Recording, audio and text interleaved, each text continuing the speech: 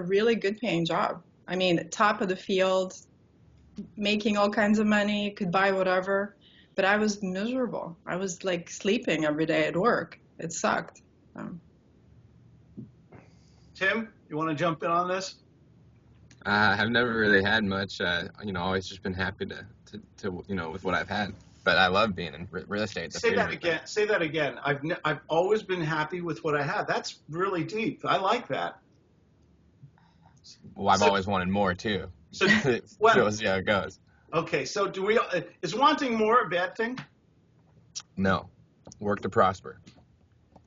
It's the thing about it is, when I first started this business, I probably shared this with you guys. All I wanted was that extra $1,000 a month, just to get bills paid and everything. And I got to the 1,000. I said, this was kind of nice. Maybe I could get it up to 2,500 a month.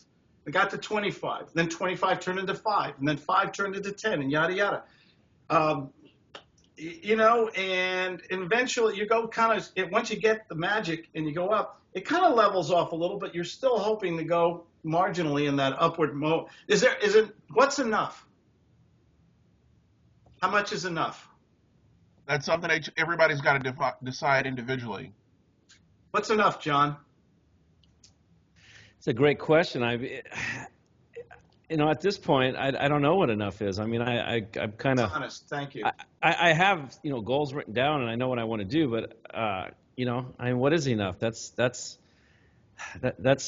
I'm kind of at a point where I have a 6-year-old at home. He didn't understand that out here they don't have school this week because they got the whole Thanksgiving week off, and he doesn't understand why I have to go to work. He got mad at me because I was in the shower and I didn't have my pajamas on still, right? At 7 in the morning. So it's like I don't know what enough is. For me, I want to make sure that I kind of want to leave something for him, and but it's not all about financially though too. I have a lot of other goals besides financial ones. So back to that success. What is success? I mean, it's like, well, I think success would be if I could, basically make a good living, so I don't have to worry about money, because I have been I've been broke, so to speak.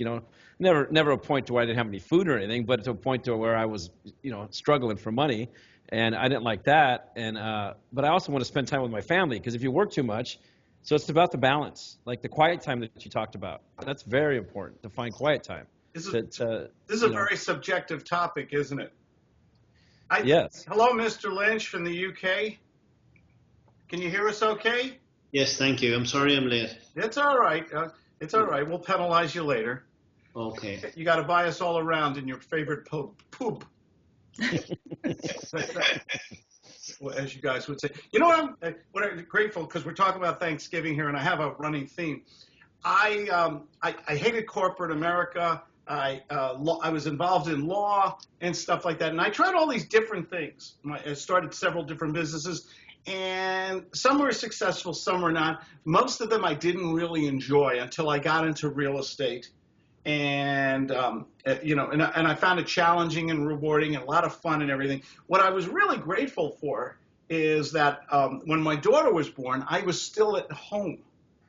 And I could be involved. It really sucks. You have kids, for those of you who have kids and stuff or whatever, and you got to leave that kid and you got to go work 13 hours and then come home tired and everything like that. And everything. My kids, my daughter is naturally born. My son, we adopted him from the Soviet Socialist state of Southern California.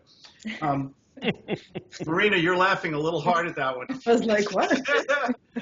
Confused. We got him, seriously, my son was adopted when he was 4 years old from Social Services of Southern California. We got him for $250, which he has not paid me back. And I told him he's a rent-to-own kid. Hey, Claude, that's funny, because my son's adopted too, and I'll tell you what, from birth, but you got off cheap for $250. He owes me a lot more than that, I'll tell you that. It's really funny. Yeah. And it's still costing me. The children and dogs and cats are all very expensive. My sister-in-law, and I digress here, she adopts dachshunds, or dogs that are put in animal shelters and everything. I think she just spent $8,200 on surgery for this 13-year-old dachshund. It's like, that's a lot of money. being rational, using the right words, taking on the role when you're talking to somebody to do business with them so they like you and trust you and all that stuff we talk about. But sometimes, do you feel like it's getting away from you and you got to pull it back in, or do you lose it once in a while? You know? More than once in a while. Oh, All the time. Does everybody here do a diagnostic after a business phone call or a meeting? When you're back in the car or you're off the phone, do you go back and say, how could I have done that better? Maybe I shouldn't have said this. Does anyone here beat themselves up? Why did I say that? Oh my God. Isn't there a better way? Is that going to go with the resolutions we were talking about for 2016? Do we have to think about, after every phone call, what we could do better? Do we have to think about after coming into 2016 now? Should we focus on some reasonable goals, that achievable goals for the year? Somebody do the talking here. I have to manually add Armand here to the Skype call. Yeah, Someone take over. I think reviewing that is just part of self-awareness. I think you have to do that. What do you mean by self-awareness? That's a fancy psychology term there. What does that mean? Just being aware of not only just how did you perform technically as far as saying the right things, but did you also did you stay emotionally unattached and businesslike, and then work to, like you said, pull the emotions out of the person on the call, because that's really the key. Do you think we should act emotional sometimes? Someone is putting they're wearing their heart on the sleeve. They're upset. You're comforting them. Do you think you should be stoic, or do you think you should be a little emotional? Maybe it was a situation. Do you think that could be useful in sales, in business? You have to have some empathy with their situation if they're going. Let's do a role play here. We haven't done any role plays yet today. Oh, Sean, oh man, what a week I've had and everything. I really want to sell this house, and oh gosh, my goldfish died, and it's been, I lost my luggage on the plane yesterday, and oh gosh, it's raining over here in North Carolina. Oh man, what a week.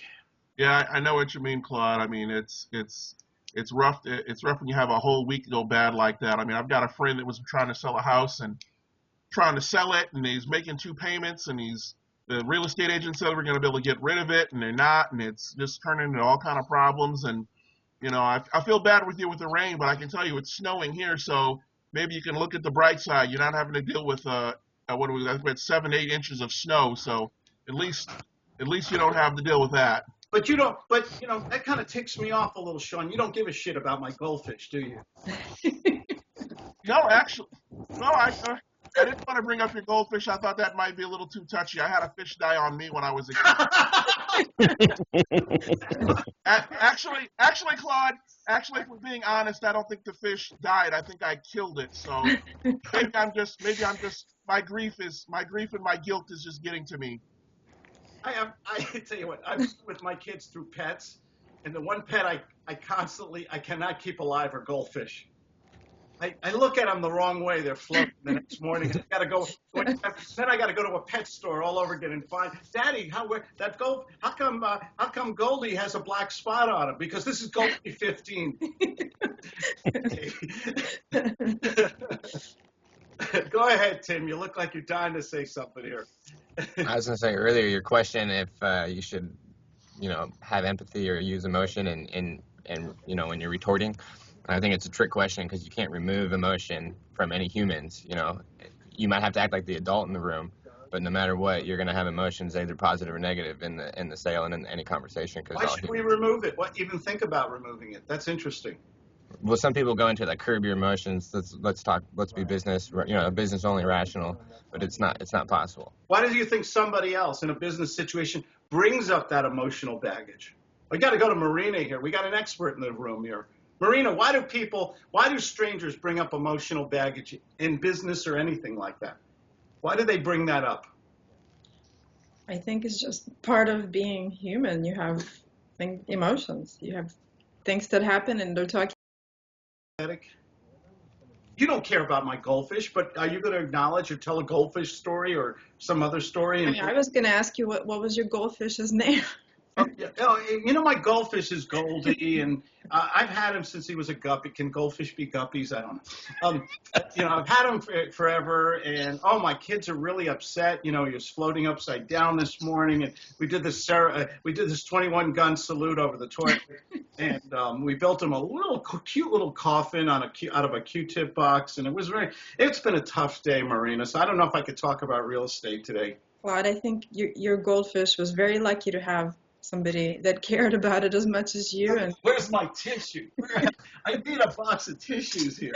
Oh God! And I think your goldfish would want to get settled down and sell your house and just not be so stressed out. I wouldn't really say that. Listen, what's the point of this though? Now, I know we're having fun with it. Is this part of making a connection? Is this part of persuasion? Are you going to sound different than the other 15 real estate investors or people? Because do you think there's going to be a connection between you and I? Because you give a darn about my silly goldfish story. Yeah. Do we have to do that, or Tim? I want to go back to you. Or is that being disingenuous? Is that being a phony? No, that's what you always say. Bring it closer. And every, nod of the head or every little form of empathy is a step closer, no matter how small or large, it's bringing them closer. Anyone else want to jump in on this? I think you start feeling it though too. Even if you're not, then when you say it, you yourself start to feel a little bit of a connection of some sort.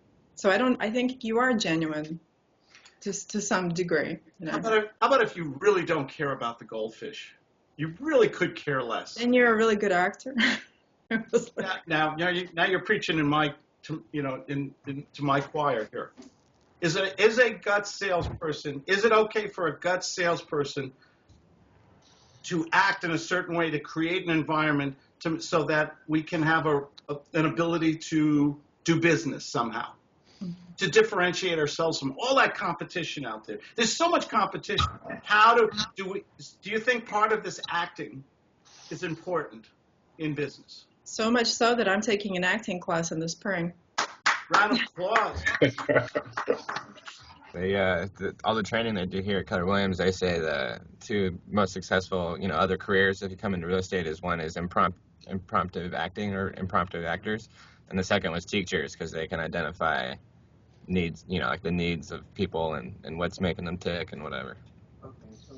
I think that's really, Marina, tell us about the acting class. Is that at a college, a county college, an acting?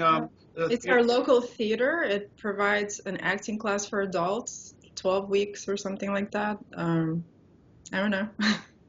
I'll go give it a shot, see what happens.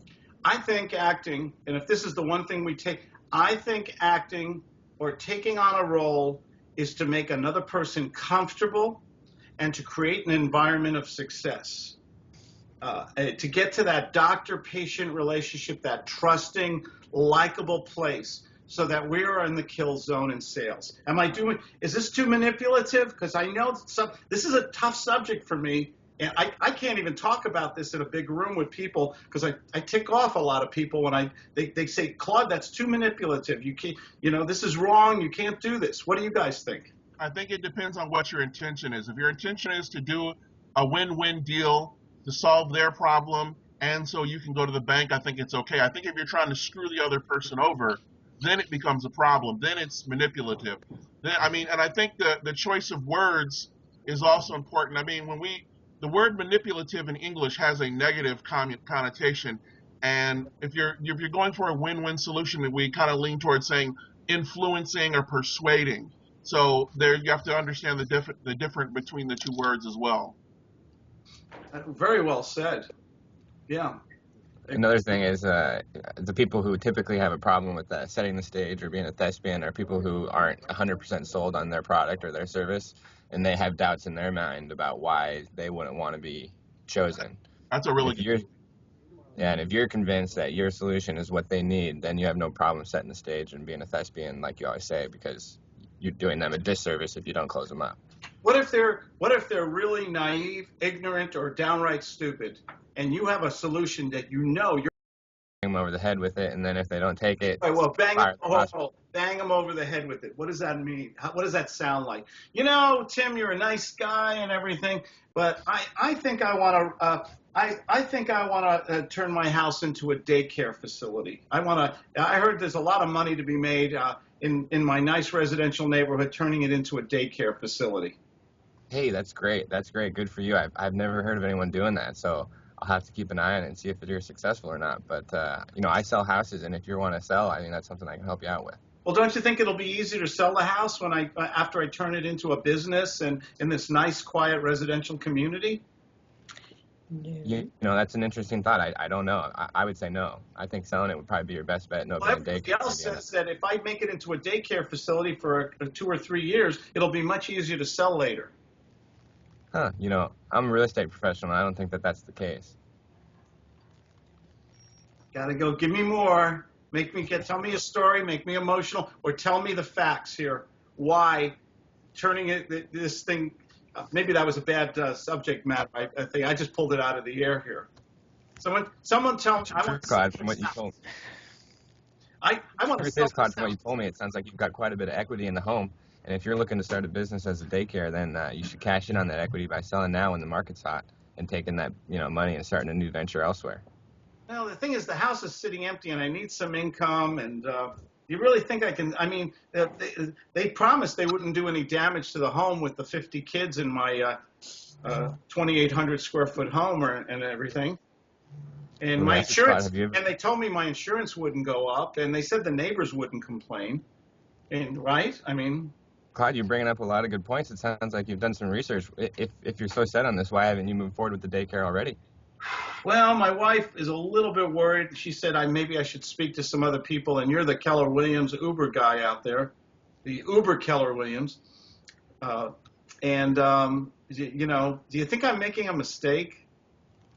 You know, I don't know. It sounds like you need some professional help, either in a daycare facility or in a real estate agent. And so, you know, if you want to talk about selling the home, why don't I come pick you up in the Uber and we can go get a pizza and see if we can't come to an agreement. What's my favorite line? What's one of my favorite lines, people? I don't know. I don't know. That's a good one. What's the other one? Should I tell you the truth or lie to you? Lie to you. Someone jump in on that. Go ahead. Same role play. Jump in. I'm making a dumb mistake about turning my home into a daycare center to think that the value will increase in the future. It's just dumb. Claude, you know, this is a really interesting idea. And in fact, I've got an aunt and lives in Dallas is doing the same thing. I've got a cousin here in town that does that. But, you know, do you want me to tell you the truth or do you want me to lie to you? Oh, go ahead. I can take it. Well, I think that one of the things that I would tell you if you were my buddy and we were sitting down over a beer that I would tell you is a couple things to consider. Well, I don't drink. I'm a recovering alcoholic. I never touch beer. Okay, well, we could sit down over a cup of coffee. You can have coffee, I can have tea. How's that? Okay, good. See, doesn't things like this. Got my tea going right here. Same here. Chamomile. But what I would tell you, Claude, is this. I worked in that environment with kids for many years, and I can tell you if the people trying to move into your house are telling you there's not going to be damage to your house, number one, they're not being honest with you. Because do you have any kids, Claude? Yeah. I got two kids, Rugrats. Let me ask you this: did your kids ever tear up stuff, break stuff, pee where they weren't supposed to, let the dog in, do experiments, make mud pies? They ever do any of that when they were kids? Oh my gosh, you know, crazy stuff. Constantly breaking things. Oh man, you know what it's like. Okay, now take that and multiply that by 50. Picture your house, your nice house, and multiply that by 50. Just do that for a couple seconds. What are you feeling, Claude? I'm concerned now. Can I be honest with you still? You shouldn't be. Time out. Should he use that phrase? All of a sudden, should he use that one phrase? Should I continue to be honest with you? Was that okay or not? A little bit like he's beating you up, maybe a little. Is there a better way he could have said that? Should I continue? Should I continue? Should I say more or? Okay, can he stroke and nurture me a little bit before, and then say some? Could he say something like, you know, Claude, I really appreciate this adult to adult conversation and I appreciate you, listening to me. And I just want to continue telling you the truth that I think, based on my experience, this might not be the best. What is the result what do you really want, Marina? What do you really want to see happen with this home? Let's go back to the basics here. Well, you want them to realize it's not a good idea. Role play. What do you really want to see happen to your house here, Marina? Do you just want the cash out of it? Do you want to keep it as an investment, convert it into a business? What is it Marina wants? I just want to get some money. How soon? Pretty soon. Can you be flexible on the price or the terms? If I can show you, maybe we can close on this before the end of the year. Well, if you can show me that it's a better deal than a daycare. Yeah, what? If I can. Me working with you and closing. What would happen next? Well, I'd have to see if it would be a better deal than me opening a daycare. And if I could provide that? Then I think we're talking. I'm sorry, I couldn't. It's North Carolina. I got a hush puppy in my ear. Yeah, then we can talk. Oh, what? We can talk. Okay, thank you. We can talk. But can we make a commitment today? If I can answer your questions, if we can make a commitment, if we can get you the cash out of the property, if we can close on it without you going into this. I don't know. It's Thanksgiving. We got holidays coming up. I think in about a week I'll be ready. You think? I'll be ready in a week. You can say no to me. It's all right. We're still friends. No, I'll be ready in a week, just not today. Okay. So what is that? Can we say Monday at 10:30? That works. Let me get out my book. You get out your calendar book. You have one of those books? I have a photographic memory. You have one of these things here? It's in here. Okay, good. That was good. To me, I think the operative word is control. Is control a bad thing in business and sales? It's the one thing that I hated sales, and I was a horrible salesperson because I always felt like I had absolutely no control of the process. It was show and tell and getting in front of people, and then they either lied or manipulated, that word again, or they shut me down, or they were rude to me, or did you ever have anyone stand up and say, gee, it was really nice, I'm very busy, thank you for coming? Did you ever have someone do that to you? In other words, get out. In other words, politely get out and stuff like that. How many what I love about, I think sales is the $1 million skill, but I think we don't have a system, we don't practice it enough. And I think the end result is, don't we deserve, for all our hard work and intentions and money and everything we do, don't we deserve some control in the sales process? Yes. Yes. Go ahead, Mr. Lynch. Yeah, talking about control there, I worked with a guy for 12 months. I don't know if I said this to you, Claude, but just maybe to share it with the group. I tend to qualify my people fairly quickly. I look for, if you just think of the word control and the three most important letters, if you can think of these in capital, anyone who's visual, but circumstances, forget the O and the N, go on to the T, timing, and then the end letter, leverage. We look for CTL, circumstances, timing, and leverage. Can you elaborate on those three? What do you mean by circumstances? Okay, so hi Claude, Phil Lynch here. Can you just tell me a little bit about where you are and what you're up to with your house, please? Well, we had it in escrow. It fell apart. We want to sell it as soon as possible so we can go to Cancun and drink Coronas on the beach.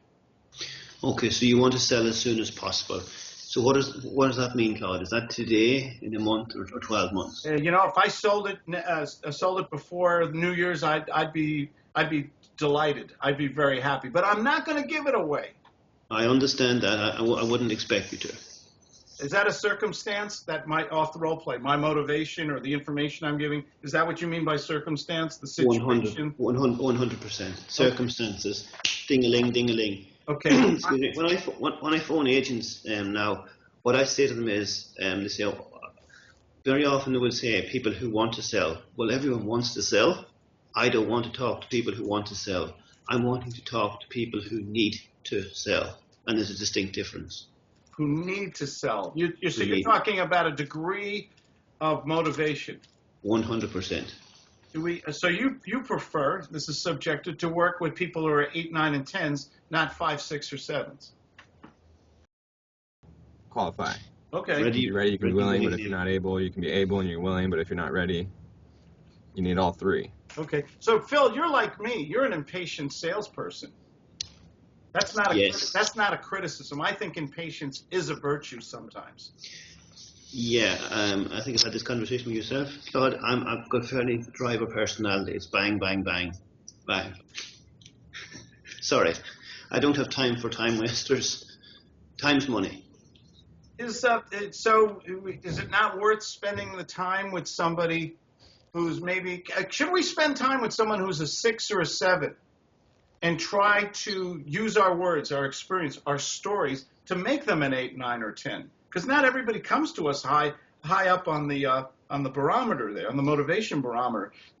Aren't there some people? Did you ever have a situation where you kind of came in, I can do it or not do it, buy the car, not buy the car, and then somebody said something that resonated strongly with you? Said, you know what, you're right. Let's just do this.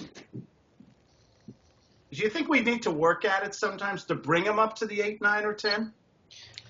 Yeah, I took somebody to dinner last night that was a 6 or 7 to try to bring them Tell us about it. 8, 9, or 10. How did you bring them up?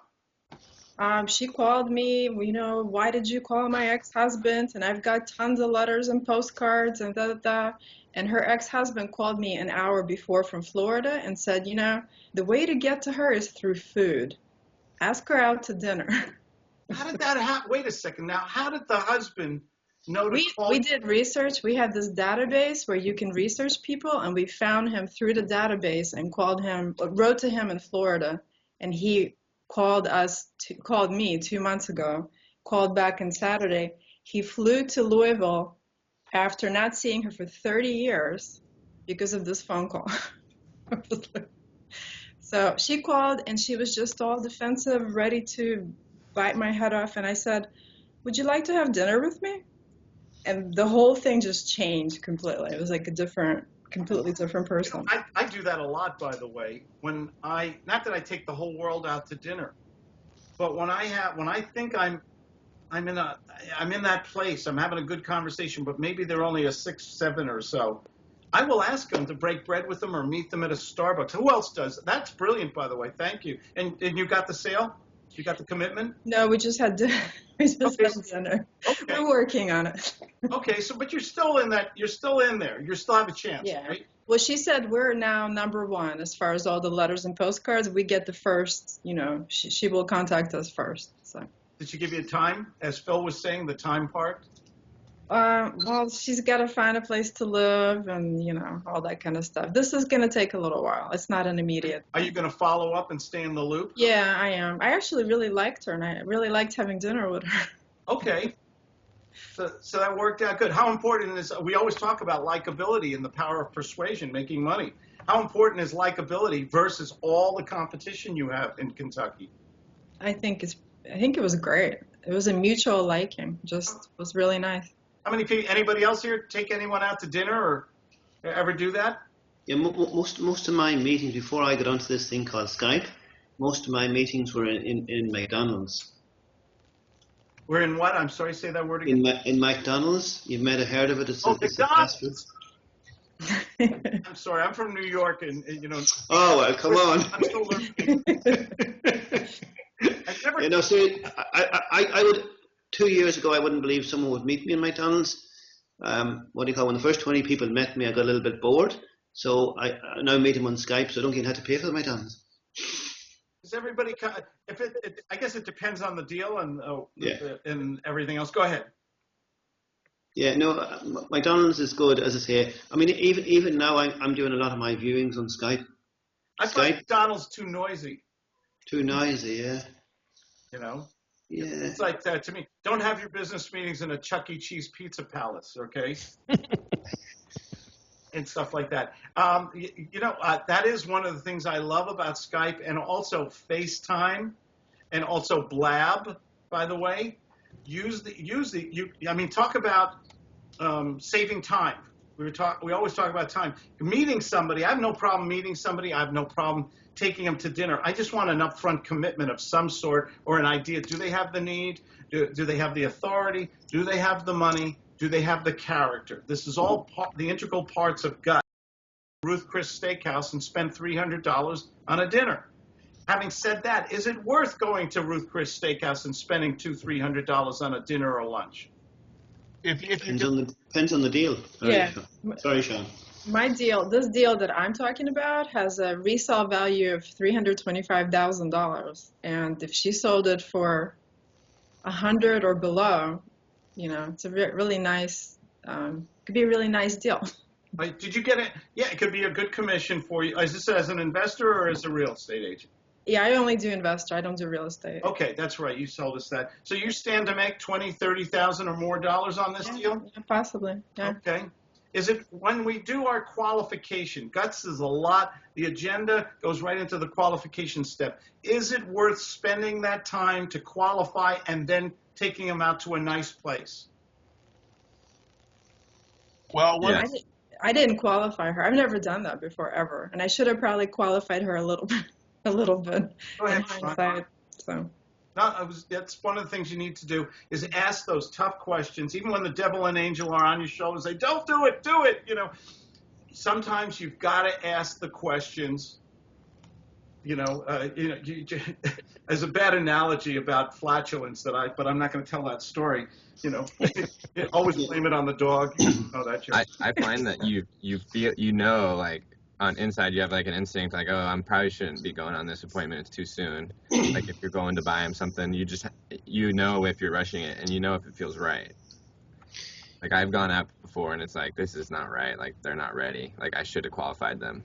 Yeah. And then you go anyways and you leave and you're like, that was the biggest waste of money or time. Or so you did a diagnostic. So now you do a little bit of a diagnostic beforehand to say, hey, do I have enough information to get in my car and drive 3 hours through traffic, or take them out to dinner, or have a free consultation kumbaya moment at Starbucks? Do we have the right to ask these maybe uncomfortable questions sometimes? Yes. Sean, I didn't forget you. Go ahead. No, I was just going to say, it really kind of depends on whether the deal makes sense and where you can make money. Another way you can look at it, if spending a lot of money on all this other traditional marketing with all the expensive mailing and stuff, hey, what is it? Is it worth it to just go out and buy a cup of coffee or maybe even have lunch or something? If you're not spending all that extra money, then why not? If you do the deal, the return on investment is pretty good, right? Do we have the right to get? Is reciprocity, getting an IOU, getting an upfront commitment, is that essential before we waste time or spend a lot of money entertaining? Yes. I think it goes back to the whole how you're Yes. perceived. If you're setting yourself up as the professional, you're the doctor, you're the lawyer, you're their salesman, you're not going to go out and waste your time. John Medina, you look like you're dying to jump into this. Nope, I lost him. John, you still there? Yeah, I'm here. What do you think about all this? Okay, you cut out maybe. I'm sorry. Can everybody hear me okay still? Yeah. I kind of lost you for a second. Do we need to heavily ask the uncomfortable questions Yes. before we spend a lot of time and money and driving and dinners and things like that? Yeah, you do. I think it's like, it's kind of like dating, when you ask somebody, hey, do you want to go out to dinner? And they say, this is my experience, went on a lot of dates, and it was funny how you would say, if you didn't qualify them enough, you'd say, hey, you want to go out to dinner? They'd say, sure. Great. All right. Well, how about Saturday night? No problem. But if you didn't set the time, what I found out is if you weren't specific enough to say like, okay, we'll go out to dinner Saturday night. I'll pick you up at 6. What's your address? Get everything up front. When you set this date, you would generally call, okay, I'll give you a call Saturday. That's the day you're supposed to go out. 99% of the time, you would never go out with that person because you didn't ask the tough questions up front. Let me ask you. Go ahead. I'm sorry. Well, you didn't. It's the same thing. I didn't qualify him enough to where said, hey, I'll pick you up at 6 o'clock. What's your address? Or meet me over here or whatever was going on. It was basically just real vague and okay, well, maybe we'll go out, and it just never seemed to work. Tim, you're our millennial here. I'm going to give you the last word. Okay, you're the young dude here. I got socks older than you. If a young person in their 20s who goes out to dinner, can you go to the young lady and say, you know what, we're going to go out. I'm going to spend a lot of money on a great bottle of wine and dinner. We're going to have a lot of fun. You're going to laugh and have a great time. Is it I don't think that's going to work. I don't think it's going to work for you guys either. I just wanted to know how far I can go with pre-qualification and commission. It would work, Tim, if you asked. Tim, Yeah, right? Yeah. Tim is going to come back next week and give us a Tim, The big old red mark on my face. Tim, will you find out and report back to the group next Monday? Yeah, I'll let you guys know. Okay. Anybody have the last word? I just want to wish you guys you're great and thanks for participating. Everybody, eat too much turkey, watch football, and fall asleep on the couch. Okay. You too. And have You too, Claude. a safe holiday and all that stuff. Anybody else have something before we go? Have a Enjoy. safe holiday. Yes. Yeah, happy Thanksgiving. Safe as Thanksgiving. Take care, everybody. Bye. Thanks very much. Thank you.